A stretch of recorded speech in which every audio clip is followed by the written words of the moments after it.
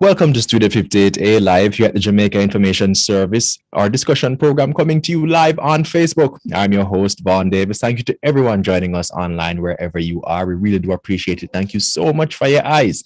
And like how we have your attention, do us a favor, no, man. Share this video with a friend or two or 10,000 so we can have a very lively discussion. And as you watch, remember to send in your questions and your comments so we can have a very engaging show and put them to our guest, right? Now, it's amazing how much of society operates on the assumption that everybody is quote unquote normal, that we all live and interact with the world in more or less the same way. For example, you go to a building and you see a flight of stairs, and most of us probably never think twice about climbing it to get where we need to go. We overlook the fact that there are persons for whom these stairs may as well be a 10-foot high obstacle because of mobility challenges they were born with. We put up signs forgetting there are those who can't see. And you can imagine all the other potential challenges persons with disabilities can face. Now, to help create a more inclusive society for persons with disabilities, the Disability Act was drafted and passed recently. Now, today, the goal is to learn more about it so we can all, as Jamaican citizens, make life more comfortable for our disabled brothers and sisters. And here with us today to help explain the objectives and some of the provisions of the Act is Executive Director of the Jamaica Council for Persons with Disabilities, Dr. Christine Hendricks. Welcome, Dr. Hendricks. So glad to have you on today's show. It is my pleasure, Sir Vaughn, to be here with you and your listening and watching audience. Good afternoon. All right, fantastic. So I want you to get into a little bit of the history for me today. I want to understand, give me some of the backstory about creating this act and what went into it so that we could arrive at this point today, or at least February 14 when the act officially came into force. Right. So let us go back to 1981. 1981, the UN declared the year, the International Year for the Disabled. At the time, disabled was a word that was used. However, now we use persons with disabilities. So back in the year 1981, the International Year for the Disabled was declared. And that was the year when a number of persons with disabilities began more so speaking up for themselves, advocating for themselves, because before that, others were advocating on their behalf. And so a number of organizations, non-government organizations, were formed by persons with disabilities themselves, and also persons who were close to the community of persons with disabilities. They facilitated these organizations to assist persons with varying disabilities. So a number of them were formed in the 1980s, and that would include like Combined Disabilities Association and so many others that exist today. Over time, more and more persons with disabilities were taking, their own destiny into their own hands, forming foundations or organizations. You had parents who, recognizing that they had a child with a disability, they needed greater access, or they needed other facilities that were not provided by other organizations. And so they formed varying organizations. As time progressed, in 2003, the Jamaica Council for Persons with Disabilities existed since 1973, having done a study to see what the needs of persons with disabilities in the island was. And so the agency was formed, and an advisory board, was given the responsibility to, provide guidance and also to advise the minister on matters of disability. In 2000, before I get to 2003, in 2000, the National Policy for Persons with Disabilities was crafted by persons with disabilities themselves, of course, alongside, the government technocrats. And so having that policy was accepted in the parliament as the policy for persons with disabilities. However, the policy had no teeth. And so what was in the policy was not adhered to. Speaks to the same things that are in the current act, but there was no force behind it to ensure that persons did the things that were there, or society adhered to, the issue of Rules and so on. inclusion and Mhm. promoting the rights of persons with disabilities. So in 2003, Parliament gave the nod to the drafting of a disabilities bill. And so the journey started, of course, with government, technocrats, alongside persons with disabilities, to craft a bill that would later become an act. In 2007, after many iterations, many consultations across the island, and all of that, in 2007, Jamaica, being part of the UN process of the acceptance of the Convention on the Rights of Persons with Disabilities, the act was crafted more in line now with the convention. And the fact that too, Jamaica had ratified that convention, signed and ratified the convention that they would adhere to the rights of persons with disabilities. And so local legislation was now required to ensure that, persons with disabilities had teeth and everything behind those rights. So in 2014, the act, having gone through all those Changes and so on iterations and so and so forth. on and so forth, and adjustments and fixing up and back and forth, and change of government and everything that happened, the Parliament finally passed the law in Why? 2014, October 2014. So Why, Dr. Hendricks? from 2003 to 2014. I might have to run in prayer because I get in some quotes in the comments, and I always like to make sure I get them. And this one seemed like it's serious in the sense that we have two persons here saying that they have children with autism. And they know that them see you, they're now asking what kind of help and support they can get out. This is the people show. I always try to make it avail. The point is to put persons in contact with persons who can provide them with help and support. So if you can find out which parish they're in, then I can. well, let me just read the comments. Natalie Flimsy White. Thank you, Natalie, for your comment. Says, my son has autism. Let me see what is afforded to him. And Kean Da Costa says, needs to do better. I'm struggling with my autistic child, literally cannot do anything for myself, and I've been trying to get help, and I don't know what I'm doing wrong as to why I cannot get some assistance. My son is severe, my dear, and it's killing me. It looks like I should die first before I can get any help, and so on. So Kean says she's in St. Mary. So essentially, so let me just put that over to you, Dr. Andrew, see if you can talk to Kean and let her know what situation. All right. So this is where the act has come in to empower the JCPD. So the JCPD, before February 14, was an agency of the Ministry of Labor and Social Security.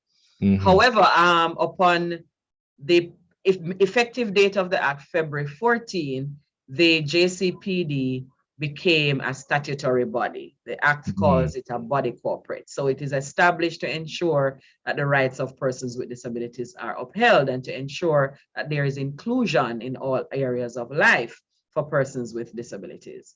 Now, the ministry is in the process of transitioning the agency into this body corporate. And so until the recruitment process is complete, the current staff we are all the interim staff until the new staff, the recruitment process has been completed. So we're here standing in the gap to ensure that the work continues. But persons with disabilities can get assistance based on what it is that they need. So there's a social worker that comes to St. Mary maybe once or twice for the month, because we do not have a social worker there now. However, in the new dispensation, we will have a social worker for every parish. Right? The new JCPD will carry a social worker per parish right across the island. So what both parents can do, if they can provide me with their contact number and a name, I will ask the different social workers that reach out currently to those parishes to reach out to them so that they can have that conversation as to what it is the need is. First of all, if they are not registered with the JCPD, that's the first order of business. Registration with the Jamaica Council for Persons with Disabilities. Right. It's a two-pronged process. So there's a medical report that would need to be completed by the children's medical professional, the form signed and stamped and get back to us, along with the registry application for registration form that will give the information about the child and about the parent as the caregiver. So those two documents, they should return to us, along with TRN, birth certificate, a passport size picture, and a national ID for the child if they have one. Yes. All right. So so hopefully Kay and Natalie that can give you some get you pointed in the right direction. Where should they, I mean, I know that you have an email address for queries and so on, and people don't necessarily like to feel like them sending an email into an empty void, Dr. Hendricks. So hopefully that when I want to give them the email address, but also to assure them that somebody will definitely look on whatever it is that they send so that they can get the ball rolling to make sure that the child gets registered. So can you provide me with the email address that persons can send their information to? jcpd@mlss.gov.jm. All right. So Natalie K, and that's jcpd.mlss. At right. ML. I'm gonna just share. I do have the contact information, but I'm going to share it in the comments so that they can get that as well. But tell them also, also they can share the number. We also have a website that has quite a bit of information, the forms that persons would require also there for you to download and complete, rather than go pick it up at an office if you are not able to. So that the website, www.jcpdja.com. All right, that's fantastic. All right, see, Dr. Hendricks, this is the reason why we have the show. And whenever the show comes, people always see our persons because that's our goal. We try to put persons in contact with persons who can help them and just get more information. So let's talk about it some more. When persons get enrolled with the JCPD, what are some of the different support services that they can take advantage of? Okay, so there are grants to help for the provision of whether economic empowerment. So the person with the disability or the caregiver with of the child can apply for an economic empowerment grant. There are two types. There is the one for $30,000, a maximum at this point, and there is another of a maximum of $150,000. So depending on what the parent or the caregiver or the person with the disability can manage, they can choose to apply for one of those grants. There are also grants for assistive devices or therapies, that to the tune of same 30,000 or to a maximum of 250,000. So those are assistive devices that persons would need in whatever form based on the type of disability that they have, a wheelchair, a special glasses, a hearing aid. I know that for persons with autism, sometimes it's behavior therapy. It is speech therapy, depending on the severity. It is also other therapies too. So that 250,000 can help to cushion those therapies. For some, it is surgeries or other medical support that would be required. It is prescriptions, those kinds of things. We provide support in those areas. Fantastic. All right. So, of course, for those who are at the tertiary level, there is an annual scholarship, the Margaret Moody Scholarship, that is advertised usually around May and is open from May to August, early August usually, or the end of July, so that the process can take place so persons can be in school September. Of course, the last 2 years things have been different, so the time periods, were different then, but the usual time is between May and July.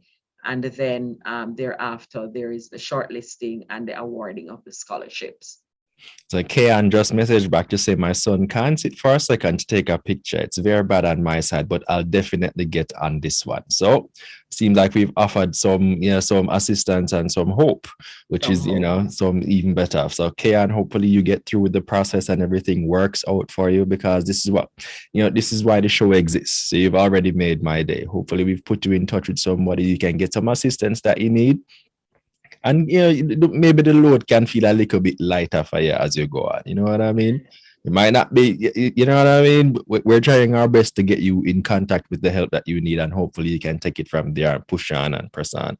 And don't hesitate. If there's somebody else who you might know, chances are, as a parent of an autistic child, you might know other parents, because that's how things tend to work. As you see.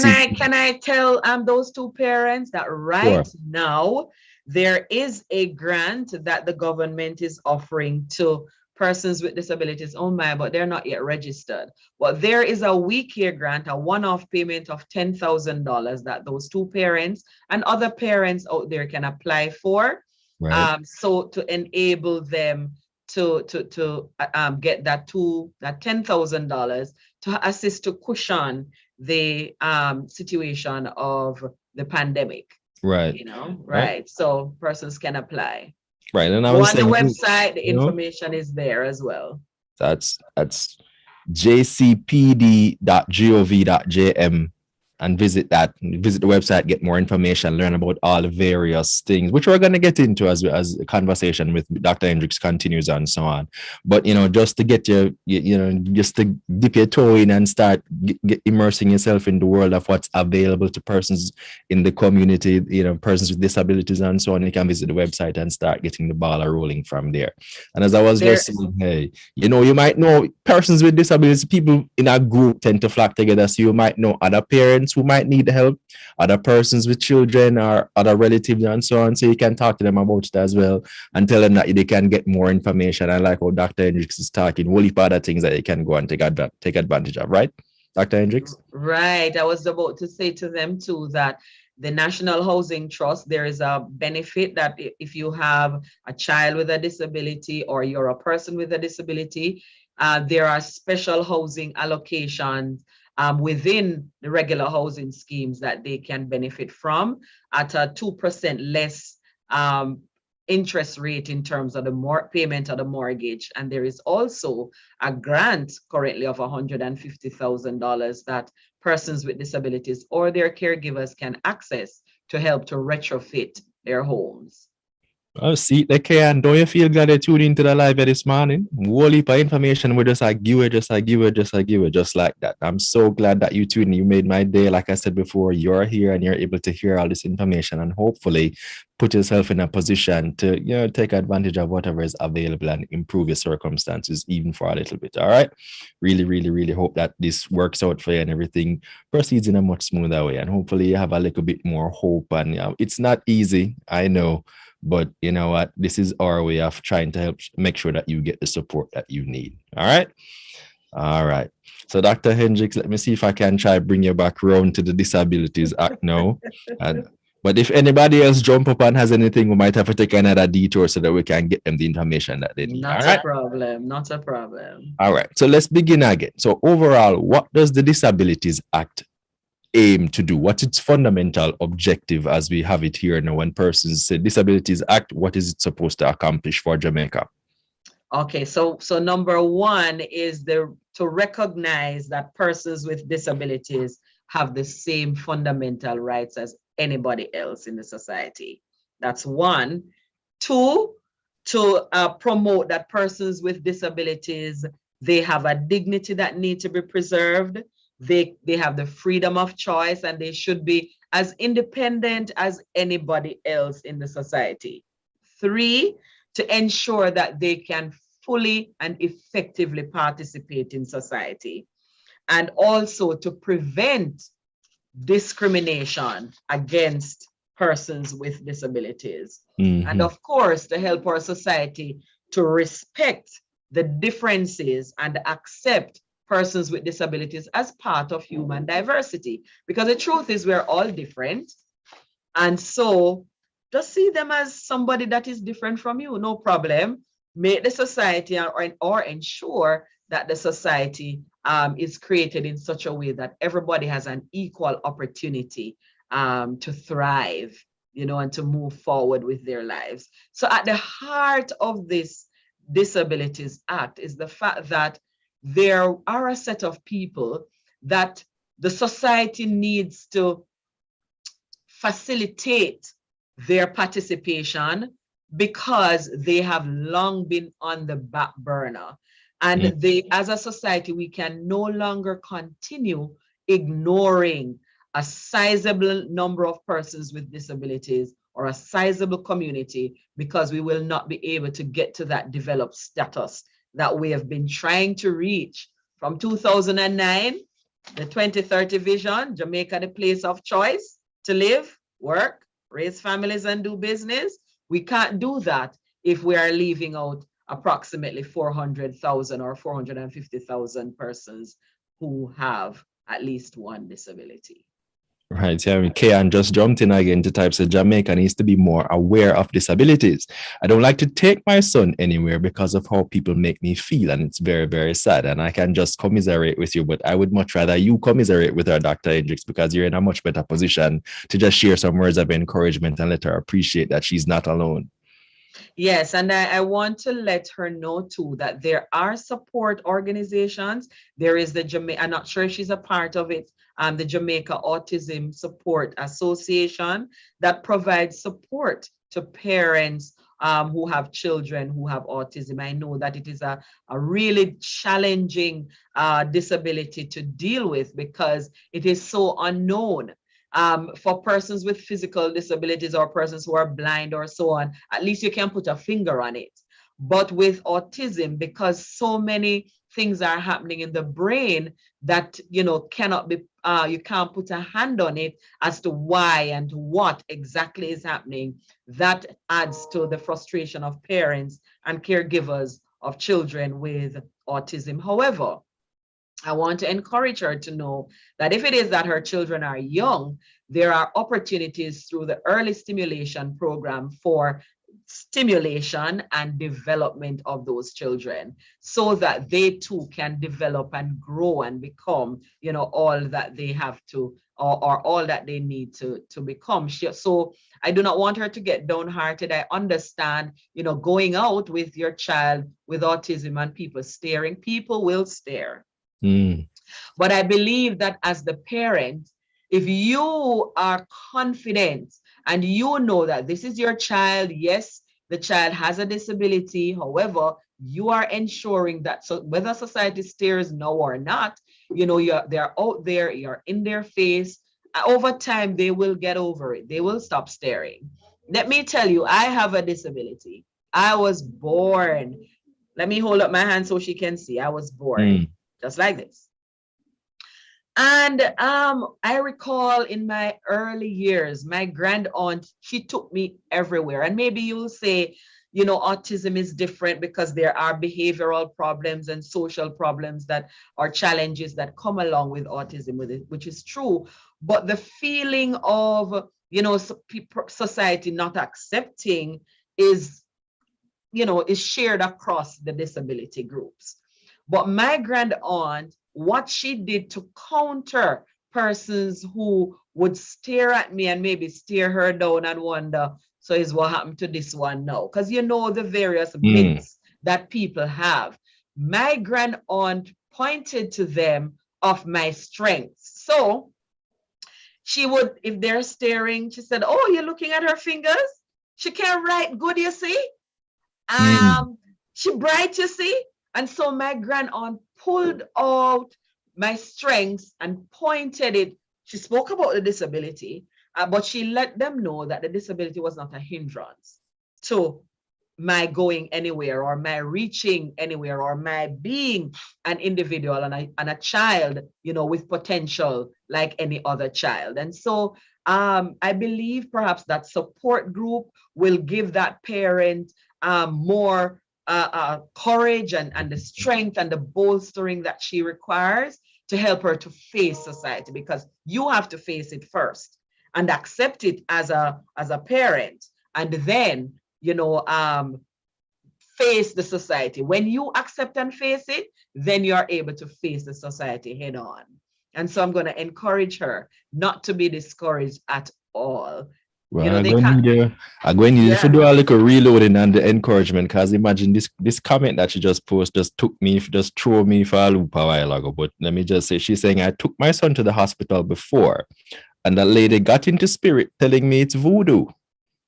You can just imagine. I So that tell must make her you, feel as a parent. I tell you about the stigma and the discrimination that is real out there. Sometimes when we speak about it in the public domain, it sounds foreign, but it is true because we know parents like these have experienced it, and people with disabilities who we serve, who are in this organization, we live and we grow up, because persons will tell you all sorts of things that happened.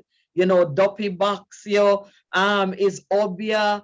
And it is so real. Your mother tied down something or look on something and start all sorts of things. And that is why I'm saying that that support group is an excellent place for her, because she'll And understand that she's not alone. It disability cross class barriers, social barriers. I'm so You glad that know, we're here talking about the Disabilities Act today, because this particular emphasis on inclusivity, and that, it might seem, it is I don't think it's new, but it's becoming a much more topical idea nowadays, the idea of inclusivity, and making sure that we don't just create space for them, but we create a comfortable space for persons who are different to just be able to live and exist. This is their Jamaica too. They have just as much right to live and exist and be here.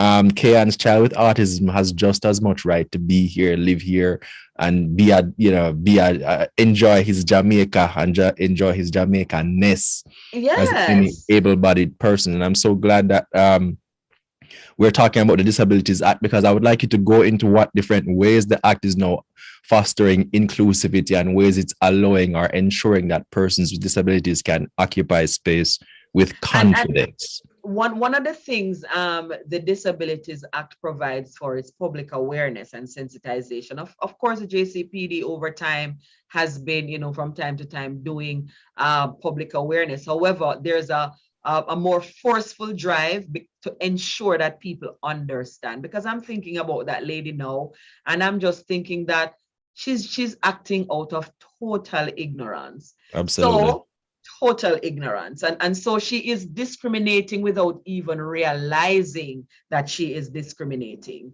And the funny thing about it is that I am, as maybe her, I am part of the church. And so I know too that in the church, there can be this discriminatory tone, because persons tend to focus on healing because they believe that something is wrong.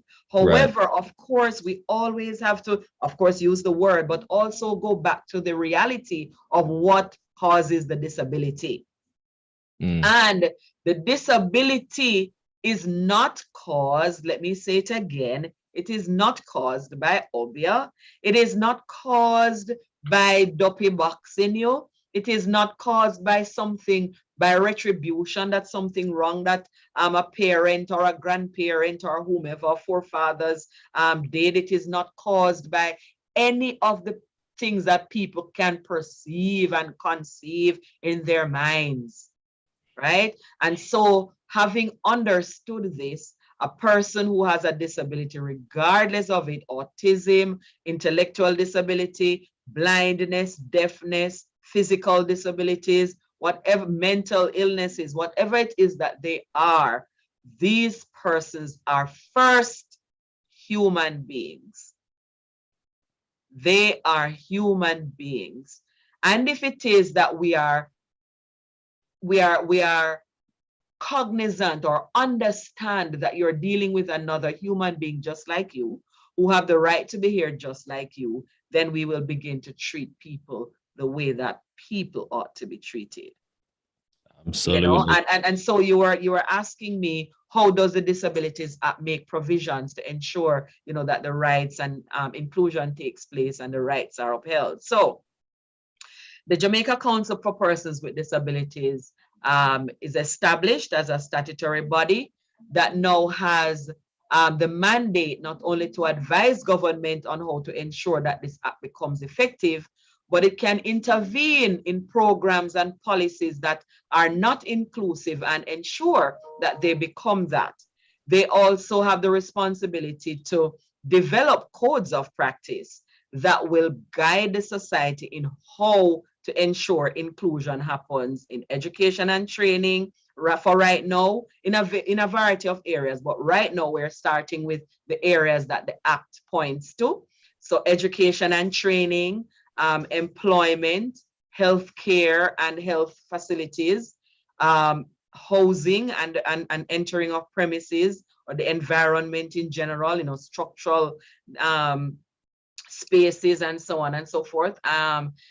Transportation, public passenger vehicles, participation in political and public life, and also ensuring that there is avoidance of discrimination in all of these areas. So codes of practice will be prepared. Some have been drafted already by the previous entity for the current entity to review, adopt, and then share with the public.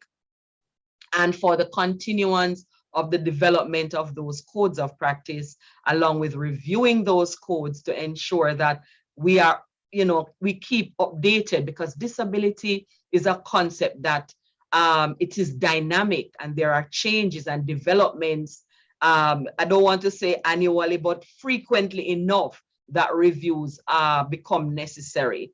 You would recognize that you would look at developed countries and say, there are so many things that are in place. And so to get there, Jamaica has begun with this act to eventually get to the place where persons with disabilities are fully included in all areas of society.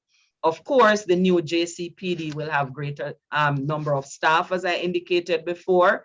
We're starting in phase 1 with 72 staff members that will cover areas of varying areas of inclusion, and will include a complaints mechanism, access, compliance, and investigation unit where matters of discrimination can be reported.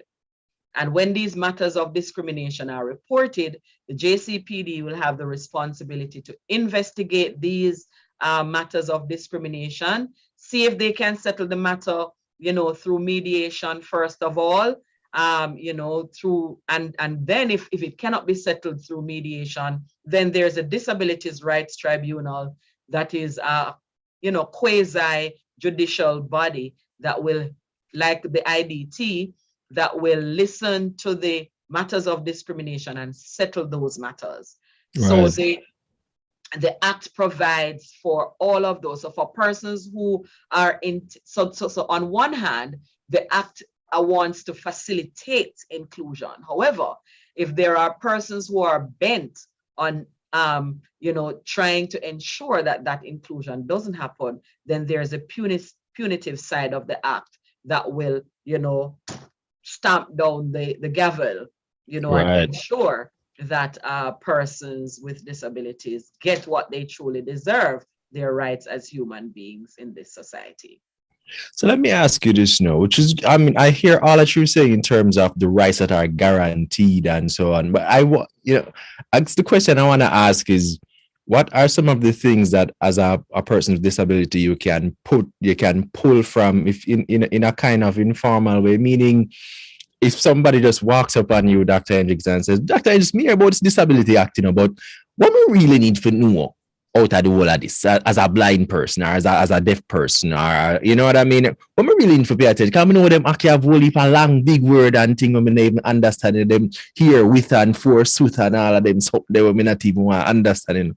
What do I really need to know and understand about this act? If I go to somewhere and I don't feel like I'm being treated right, I can say, well, according to the Disabilities Act, so on, so on, so on, so on. You should, I have the right, like anybody else, to come in. So for argument's sake, I use a wheelchair, or I'm blind and I want to get into a wholesale or a supermarket to make my purchase. And because of the thinking that perhaps this person is coming to beg, I am being prevented from going to make my purchase.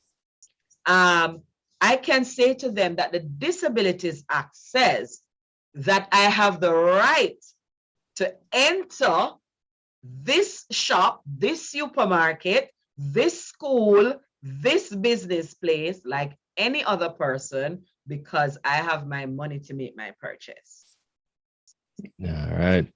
And so you can't be denied access or entry on the basis of your disability. Right. So the Act provides for equal or equity in the treatment of persons with disabilities to ensure that they can become the human being that everybody else want to become. You know, when you were growing up, so everybody asks you, what you want to become when you grow up? That can be a question that you can ask a child with a disability. What do you want to be? And there are no limits, no barriers. Where do you want to go? And I can go to Devon House and buy ice cream if that is what I want to do. I can jump on a bus and go St. Anne if that is what I want to do. I can take up pack my friends and I, and we go to Portland, or we can go whatever it is. We can take a taxi together. We can do whatever it is. I can go out with my family. I can go out to Emancipation Park, and I can, whatever it is that people do. Now, let me ask you this. Disabilities through this act is saying you have the right to do it. I want to touch on the Disabilities Rights Tribunal, because you had mentioned it before, like it's similar to the IDT. I want to explain and go into a little bit more detail where that one is concerned, just to because it's important to know recourse, even though we're not necessarily looking to go that route automatically or, naturally, but it may very well come to that because, sometimes it just is like that, conflict is sometimes inevitable. So to explain that process for persons who might need to go that route eventually. All right. So for persons who feel aggrieved or who feel that they have been discriminated against, the first route is the Jamaica Council for Persons with Disabilities. So you make a written complaint. So you write down whatever it is that has happened to you, make a written complaint, and provide that to the Jamaica Council for Persons with Disabilities. There will be a complaints unit that will deal with that matter. Having spoken with you or received that matter, an investigation will be triggered. The officer will investigate the matter, go to the place or the person or whatever the situation is based on what you would have written or said, and do their investigation in the matter to see if it can be resolved there or no. If it is that it cannot be resolved there, then mediation, it can be offered to see if they go and talk with someone. If it is that it was just a matter of ignorance, why the person did what they did or made the decision that they made or whatever it is, mediation can enter the process. If it is that both parties decide that mediation not going to work, that is when the Disabilities Tribunal kicks in.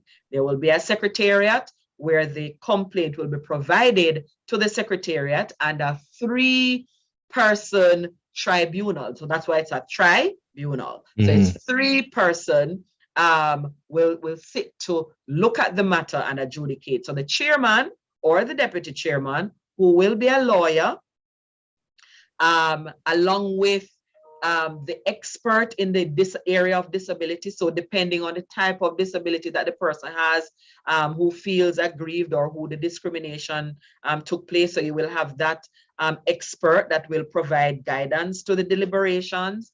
And depending on the matter that is at hand. So if it is a matter that has to deal with the infrastructure of a space, then the tribunal will also be made up of maybe somebody like an engineer. If it is that somebody's the owner of the property was saying they can't make any structural changes to this place to put in a ramp or to put in whatever door handles or whatever it is, then that 3-person tribunal will deliberate on the matters before them, because both parties will have to present their case, Whether legal support will be required or not, additional legal support for the person with the disabilities, the JCPD can provide that guidance as to, and assistance to provide that legal support if it is that legal support is needed.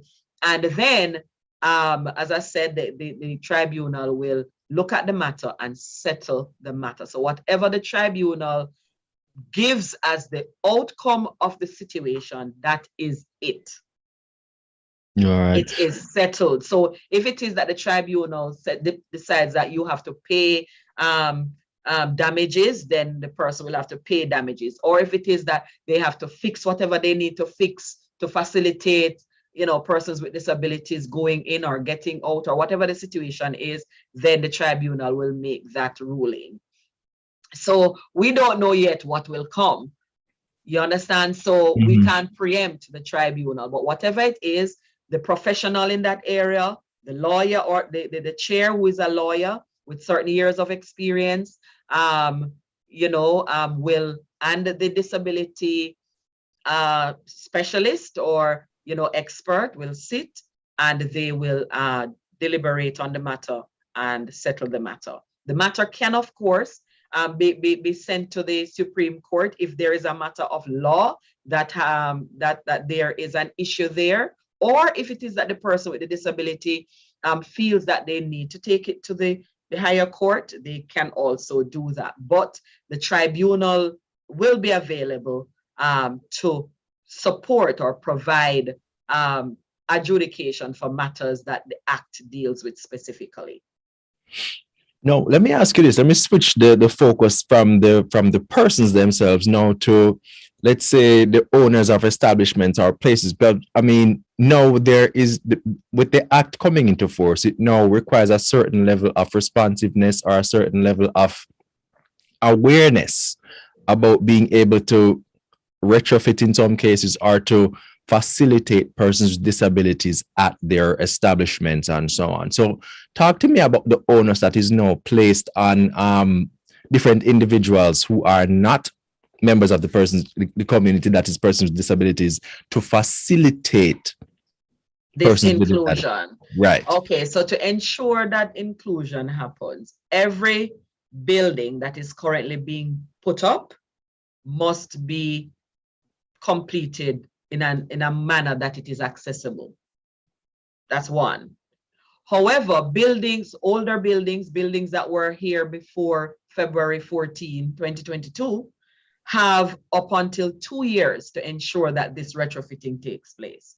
So they have from February 14, 2022 until February 14, 2024, 2 years to ensure that their building meets the standard for accessibility. And might I add that accessibility is not just the ramp, it's not just an elevator, it's not just the rail, it is also sign language, because there are deaf people in the community of persons with disabilities that will need to be your customers or that will need to come to into your space, to ensure that they are facilitated.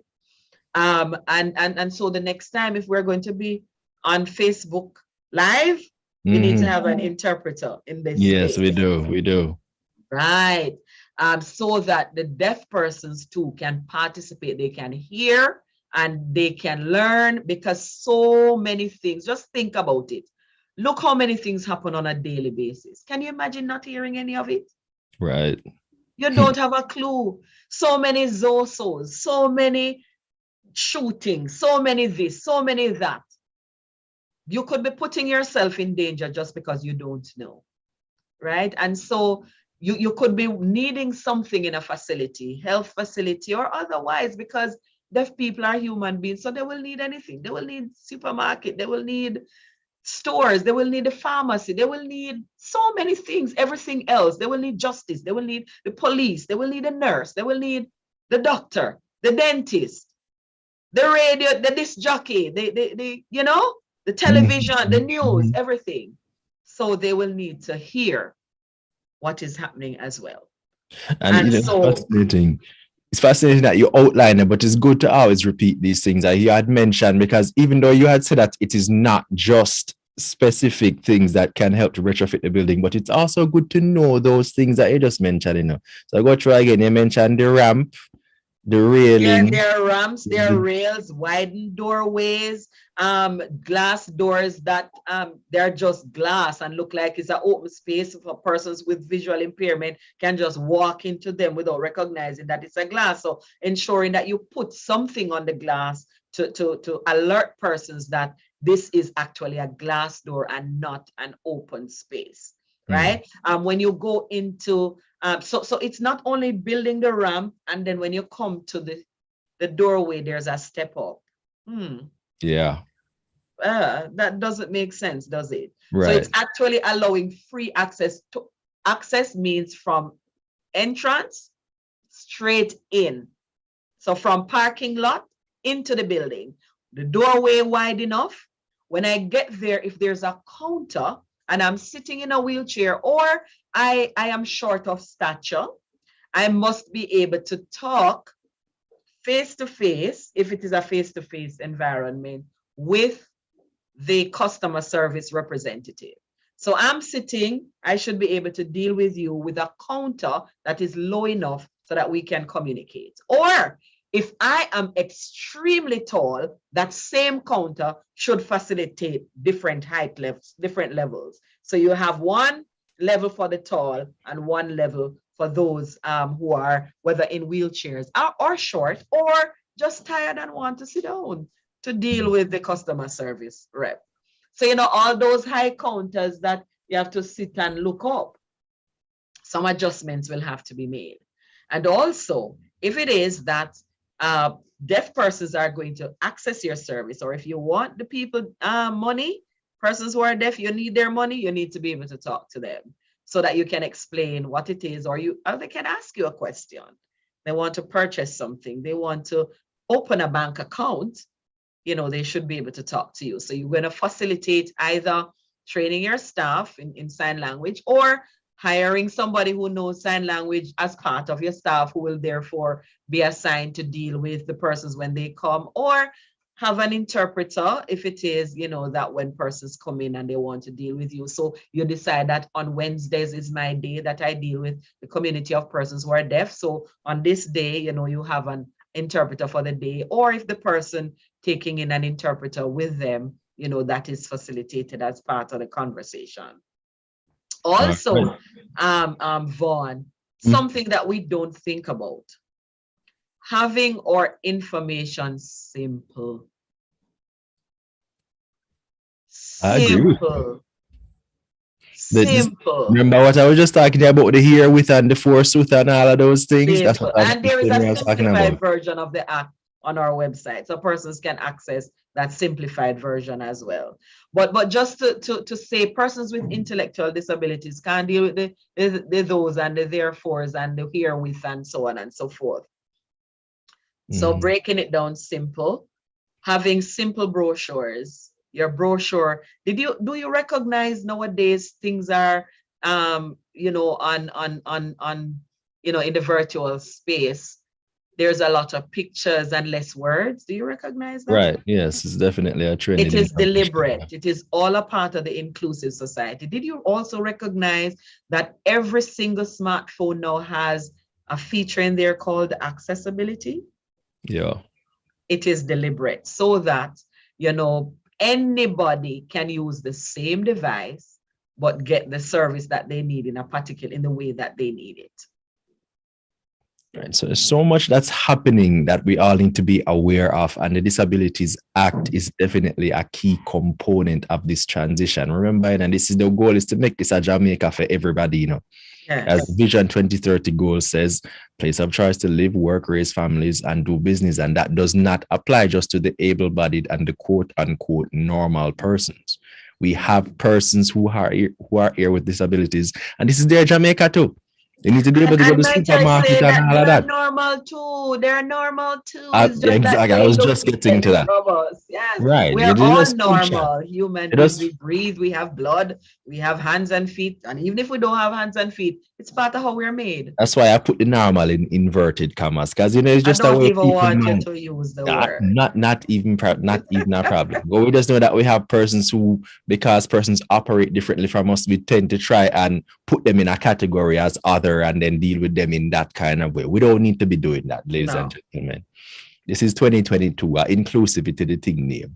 Yes. All right. So we're trying to make the country as accessible and as comfortable and as nice for each and every single citizen, no matter what kind of challenge or situation that they might be have or situation they have to deal with. It's just another, it's just another way of interacting with the world. It's nothing And different, did you special or know, remarkable. Vaughn, that I have come to recognize visiting developed countries, when the space is designed, there's a term called, a concept called universal design.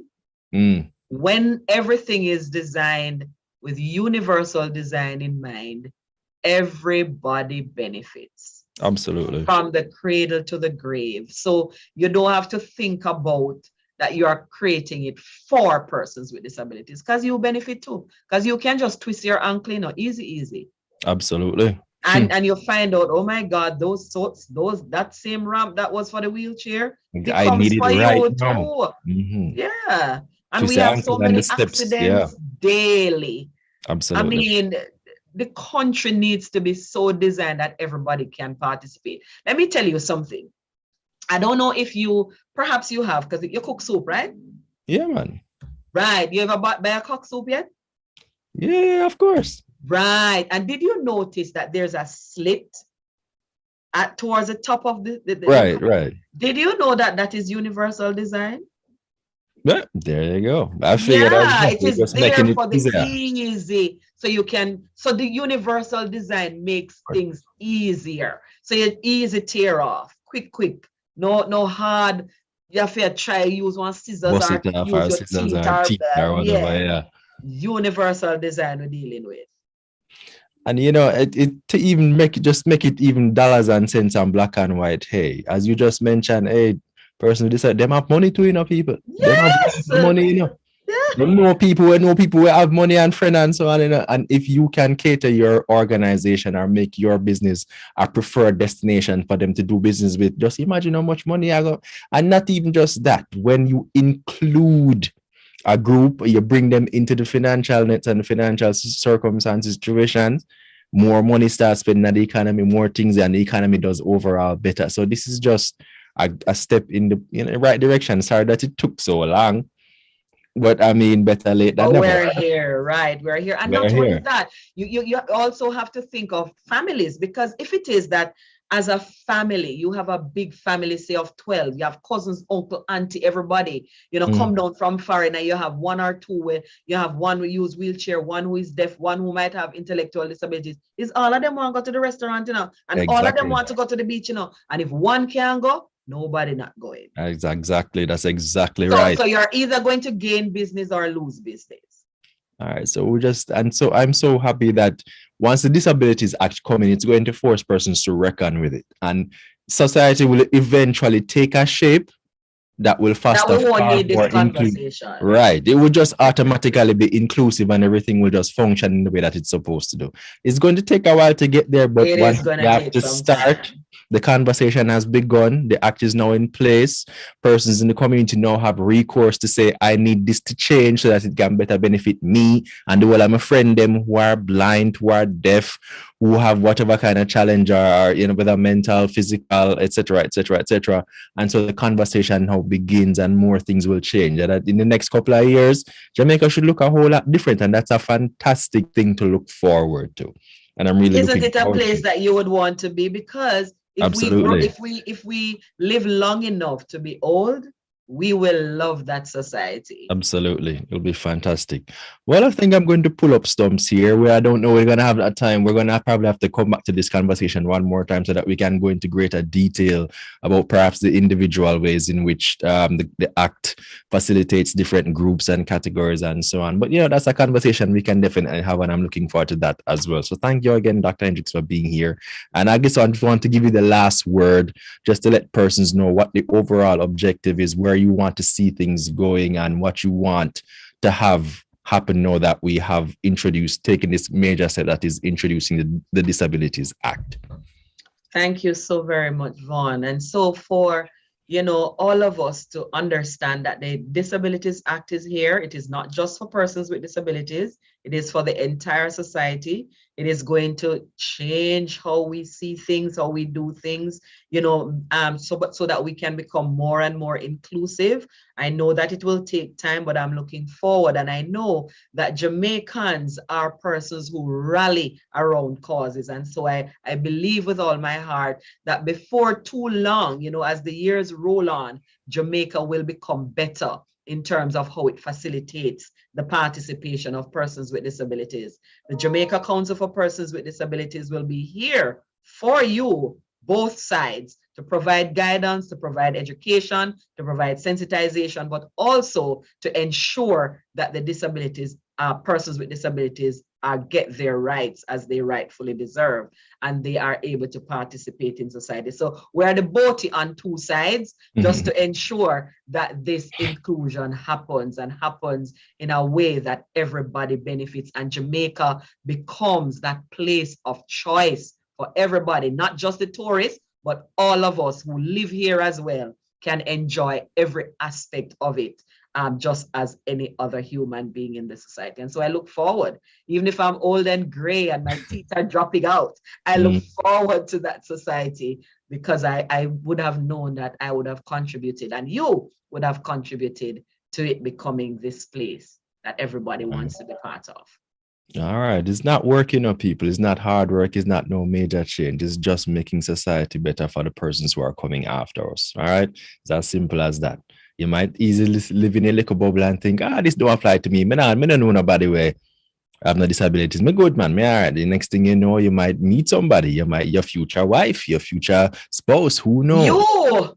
Exactly, even you could be walking on the road and something happen. God forbid, but still, it can happen. This is life, and things change, and you'll never know when you might just need the help and support of the Jamaica Council for Persons with Disabilities, or the support of the Disabilities Act, so you can get your rights and be able to talk for your rights and get the things that you need. So this is a cause that every last one of us should get behind, lend our full support to, so that we can really see the kind of Jamaica that we want to see. All right, people?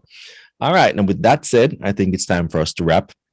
Thank you to everyone who tuned into our discussion, especially you, Kanda Costa. I hope we were able to provide you with some information that you could benefit from, and some guidance and some hope as well. Thank you for tuning in. Really, really appreciate that. And if anybody else has a question or a comment they'd like to ask, go ahead, type it in the comments. We can go in afterwards and see if we can get you in touch with the right people or get you the right information so you can move forward and hopefully get the right information. All right. And remember, our audience plays a major part in our show. So if there's anyone in particular you'd like us to have in studio, let us know. We'll try to have that person in studio as soon as possible. Don't forget to follow us on Facebook, Instagram, and Twitter at Jamaica Information Service to see who will be in studio next. And while you're at it, you can go online, and I'm sure you can check out Jamaica Council of Persons with Disabilities as well on their different platforms and so on. Check out their website, send them an email at info@mlss.gov.jm so you can get in touch with them, get information from them, get all that you need so you can get the kind of support you need.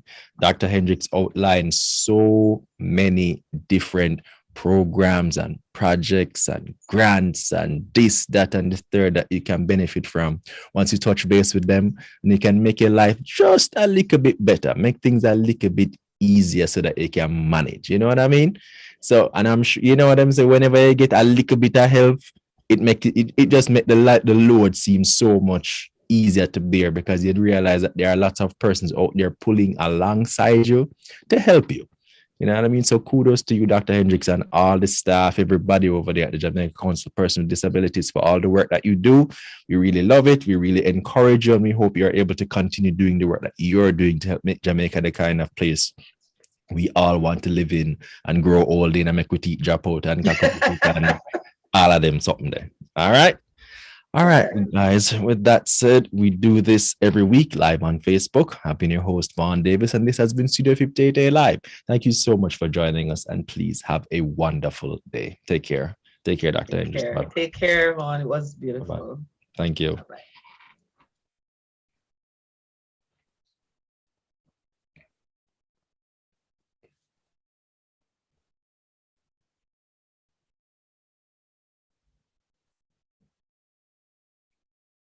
All right, all clear.